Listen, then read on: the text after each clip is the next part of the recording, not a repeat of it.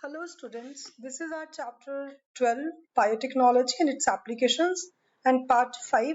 Today we will study molecular diagnosis, that is diagnosis of disease at molecular level, and transgenic animals. We all know that an early diagnosis is very important for the effective treatment of the disease. Using conventional methods of diagnosis, just like serum and urine analysis, early detection is not possible. So, recombinant DNA technology, polymerase chain reaction, and enzyme-linked immunosorbent assay, commonly known as ELISA, are some of the techniques that serve the purpose of early diagnosis. The molecular probes are usually single-stranded pieces of DNAs. Sometimes they may be RNAs also, labeled with radioisotopes and such as 32 phosphorus. Molecular probes are available for many genetic disorders such as Duchenne muscular dystrophy, cystic fibrosis, and Tay-Sachs disease. The analytical techniques used for identification of specific DNA or RNA or a protein from thousands of each are collectively called blotting techniques. So southern blotting and northern blotting we have studied in molecular basis of inheritance, and western blotting is protein is identified with the help of labeled antibody probe. The radioactive labeled DNA probes are formed. Just like already that southern blotting is extraction of DNA from the cells takes place. Later on, labeled DNA hybrid complexes are formed which can be identified on exposure to X-ray films that we have done in DNA fingerprinting. And in northern blotting, RNA is identified by labeled DNA or RNA probe.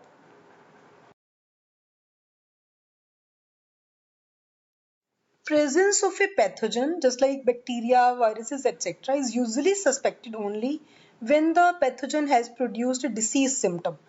By the time the number of pathogen is already very high in the body, but very low count of bacteria or virus can be detected by multiplication of their nucleic acids by PCR, polymerase chain reaction. Polymerase chain reaction can detect very low amount of DNA. PCR is now usually used to detect HIV in suspected AIDS patients. It's also used to detect mutations in genes in suspected cancer patients. It's a good technique to identify many other genetic disorders. A single-stranded DNA or RNA joined with a radioactive molecule that's called probe is allowed to hybridize to its complementary DNA in a clone of cells. It is followed by detection using autoradiography.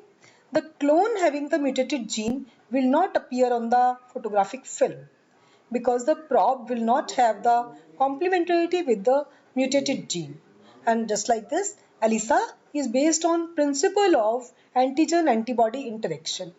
It can detect very small amount of protein that may be antibody or may be antigen with the help of enzyme, for example peroxidase or alkaline phosphatase.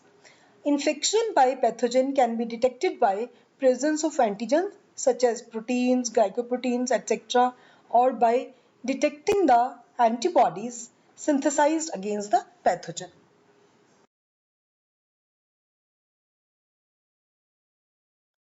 Now, this is the principle of polymerase chain reaction. First of all, we have taken clinical sample, then DNA is prepared from it, then amplified target DNA. By polymerase chain reaction, we amplify the target DNA and then detection system with the help of ELISA.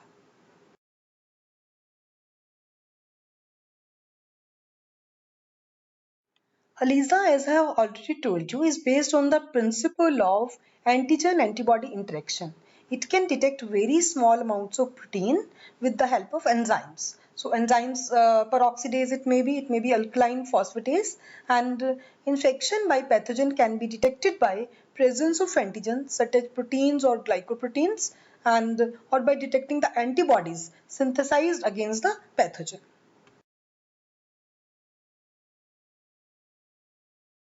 Our next topic is transgenic animals.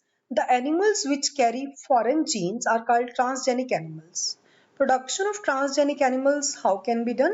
The foreign genes are inserted into the genome of the animal using recombinant DNA technology, as we have studied in the formation of humulin. The production of transgenic animals includes location, identification and separation of desired gene, selection of proper vector or direct transmission, combining the desired gene with the vector, and demonstration of integration and expression of foreign gene in transgenic tissue or animals. So what are the advantages of transgenic animals? We'll study in next slide. Now in this slide we'll study why do we produce transgenic animals. So there are some points. First point is normal physiology and development. Transgenic animals are specifically developed to study how genes are regulated and how they affect the normal functions of the body and its development. For example, study of a complex factors involved in growth such as insulin-like growth factor. And next is study of diseases. Many transgenic animals are developed to increase our understanding of how genes contribute to the development of disease so that investigations of new treatments for diseases is made possible. Now transgenic models exist for many human diseases such as cancer, cystic fibrosis, rheumatoid arthritis, Alzheimer's disease, hemophilia and thalassemia, etc.